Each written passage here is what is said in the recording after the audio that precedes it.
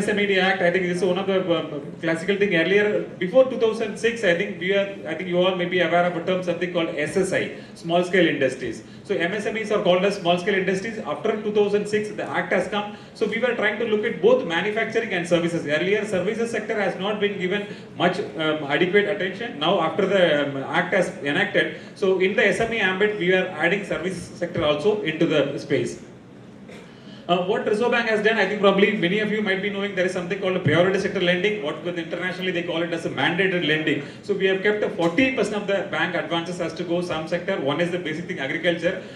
In the recently, I think last 1 year back, year or back or so, we have revised our guidelines. The guidelines are sharply focusing on the advances to the SME because we have never given a regulatory target for SME finance. Now we are given a 7.5% target is we are prescribed for the SME so that banks will actively lend for their shortfall, and then what do you call, like they'll have to park the money, something called, rural infrastructure development finance. So they need to give the money to Reserve Bank of India with a slightly lesser interest rate. And in fact, we have slightly added the ambit. Earlier, our entire focus was only for the micro and small enterprises. Now we have given the same advantage to the medium enterprises also.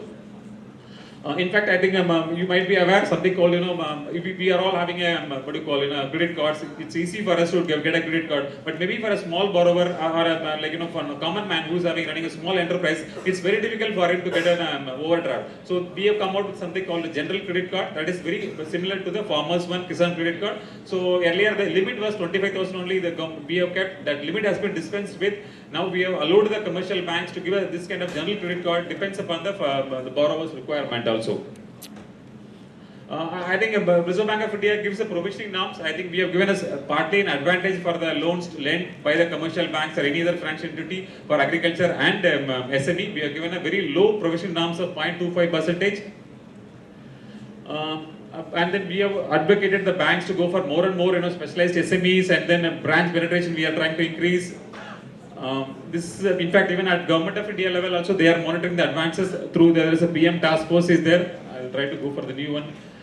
In fact, I think so far there is no framework for SIC units. I think probably you are aware, SMEs are very vulnerable for their failure because even if there is an economy downturn is there, the first entity which will get hit is basically the SME enterprise only. Then the shock will further, it may go to big industries, but the SMEs are the first one to get the shock from the downfall. So I think you might be heard about something called the CDR, corporate debt restructuring mechanism.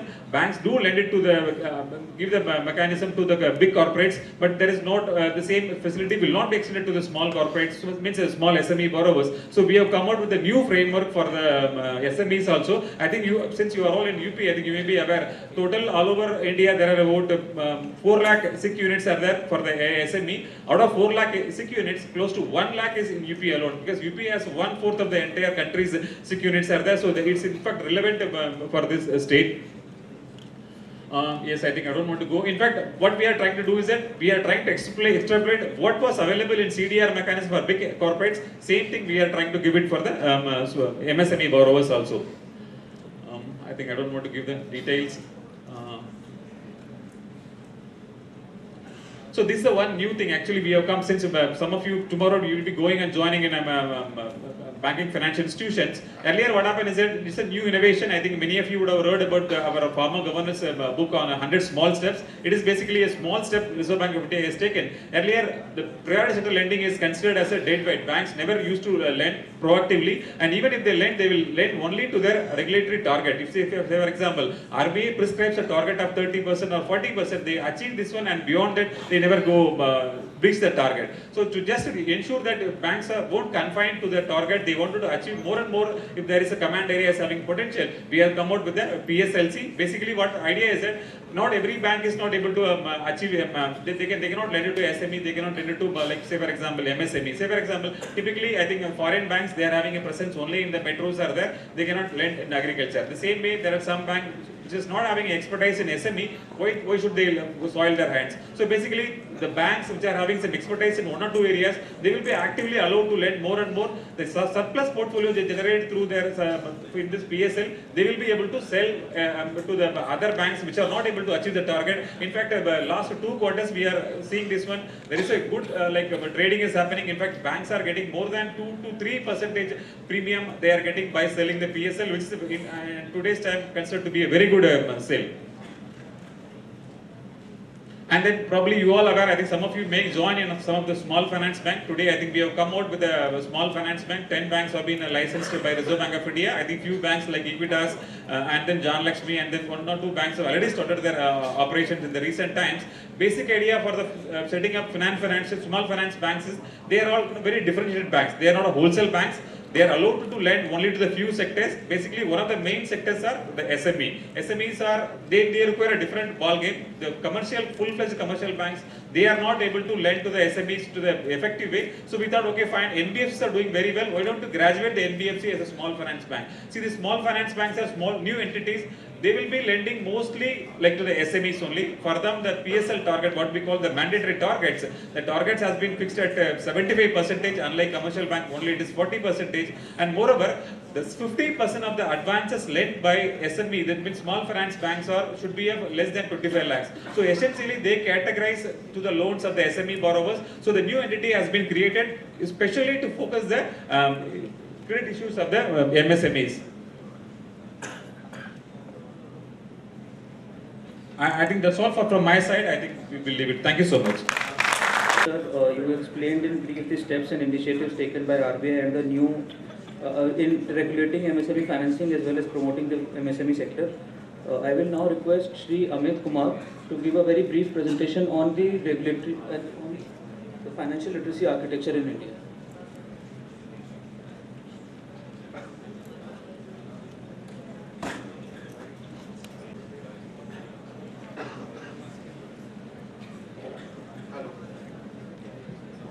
Hello. Yeah. Since we are running out of time, so I'll give you a gist of the financial literacy architecture in India.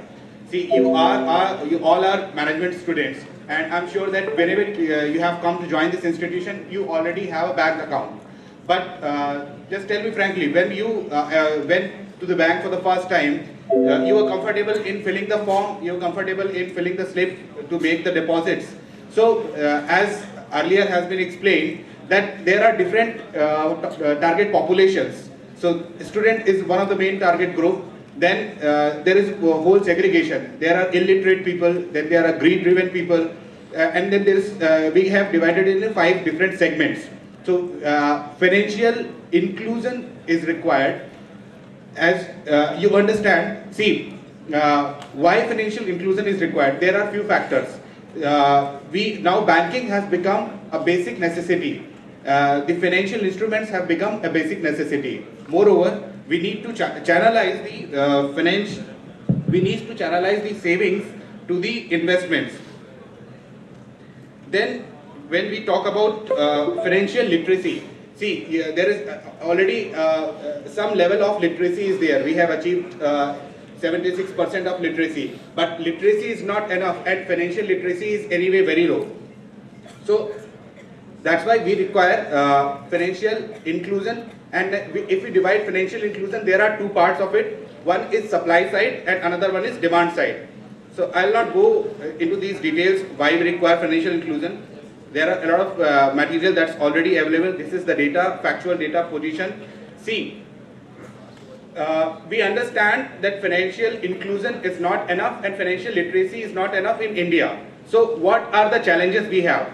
The challenge is that the poor and the small and the remote are hard to service profitably. There are issue of money laundering, there is issue of financing of terrorism, solvency, stability, information asymmetry in terms of, see, we are cash-based economy. Most of the population deals in cash. So if you are a lending institution and if you want to lend to somebody, you don't have any credit history of them. So there is an information asymmetry. Then if a person is poor, he don't have any physical security to give you so that you can lend him. So what are the what are the opportunity here? These are the challenges, and there are a lot of new initiatives and companies which have come with new solutions to them. If the poor don't have any physical security, you can form a group, a small self-help group or a joint lending group, and then group in itself and the social dynamic plays factor, and then they itself work as a guarantee to that. Then microfinance institutions have come into the play, and if suppose there is a company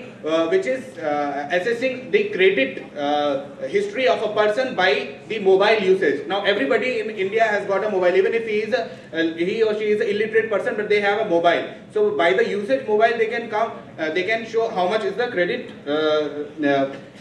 can be given. So what is a financial inclusion? This OECD definition of the financial literacy. This is the latest financial inclusion definition. A lot of steps have been taken by Reserve Bank.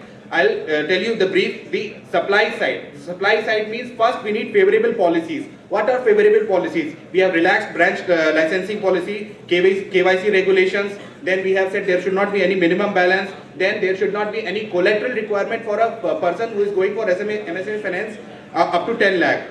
These are the favorable policies. After that, we need physical infrastructure. If there is no bank branch, if there is no ATM, if you have to go to RDC to withdraw the money, whether you will be interested in having a bank account, probably no. After that, we need other infrastructure. What are these other infrastructure from supply side? Three things. We need trained financial professionals who can advise you. We need suitable financial products. The mass level, the PMJDY, Pradhan Mantri Jan Dhan Yojana, or basic small bank deposit account, BSBDA, and other insurance product or crop related insurance product. These are suitable products. Then we need consumer protection mechanism. Suppose you have a bank account, you have a started transaction, but then suddenly you are duped of your money. Then where you will go to complain? If there is no mechanism where you can complain and get the justice, you will not be interested in keeping your faith in the financial system. So this was the supply side.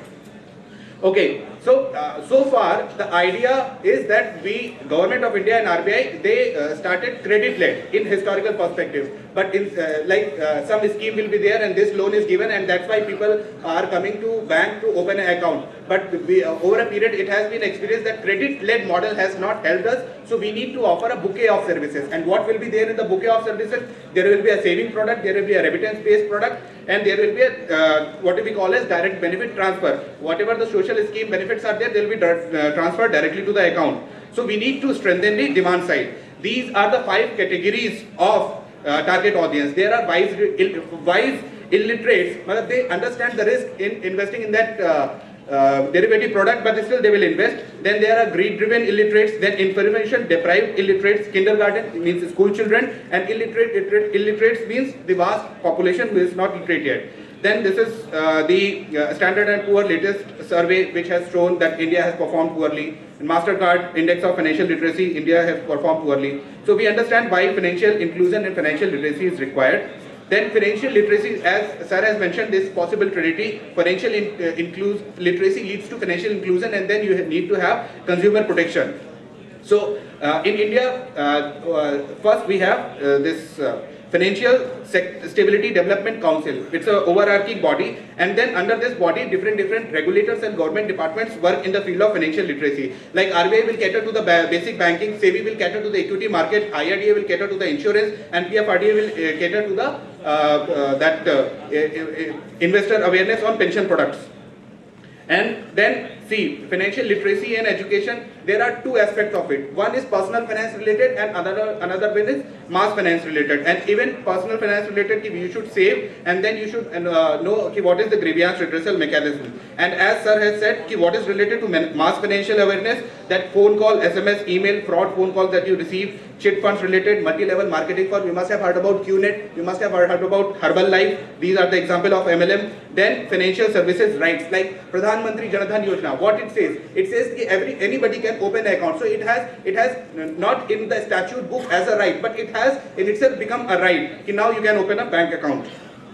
So I'm running out of time. See, these are the 3 levels: mass financial education, that university and college level, and apex institution. But if you just try to think whether financial education or financial literacy was ever part of your curriculum in the schooling, or if you have not been a student of management or some other student, so it do not displays itself in their course.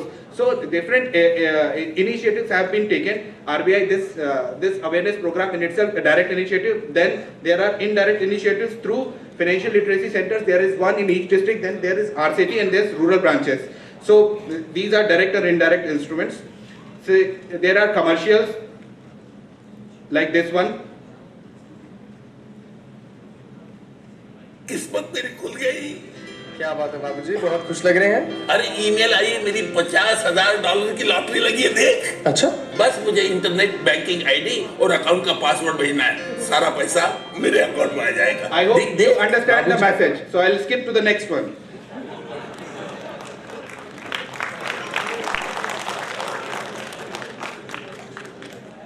Okay, it's a good one. It has lines of Gulzar Saab. मेरी रंगत तो देखो, सातों रंग पहनता हूं। मेरा चेहरा उठाओ ना, बड़ी बारीक बातें हैं। छू के देखो नक्श मेरे, छुपाया कुछ नहीं मैंने, लिखा है सब लकीरों में। पहिए हैं न पंख हैं, ऐसा चलता रहता है। नजर जो तेज रखते हैं वो सब कुछ ताड़ लेते हैं। Okay, you can find it on YouTube. It tells you about the security feature of banknote. If you want, I can let it play. What, you want it or not? Thank you. जरा सी रोशनी डालो, नजर धोखा न खा जाए। ये मेरी नब्ज है देखो, ये नोट ने कहा था। सब कुछ तो परखते हो, मुझे भी परखने की एक आदत बना लो। पैसे की भाषा सुनिए, क्योंकि पैसा बोलता है। पैसा बोलता है। I am sure you must have seen it. तू ये स्कीम ये एक बार 50,000 रुपए डाल, 6 महीने बाद हर महीने जिंदगी भर के लिए 10,000 रुपए। सच्ची? सच में? अरे मैंने खुद इन्वेस्ट किया इसमें। तू इधर से। अरे ये देखिए, ये तेल 2 बूंद अपने सर में डालो और 1 हफ्ते में बालों की गारंटी। ये मैं ले लूं क्या? क्या बकवास सही। ये सुन, सोना बेल्ट 1 हफ्ते यूज करो, 7 किलो वजन कम। भाई ये मोटर तू ले ले।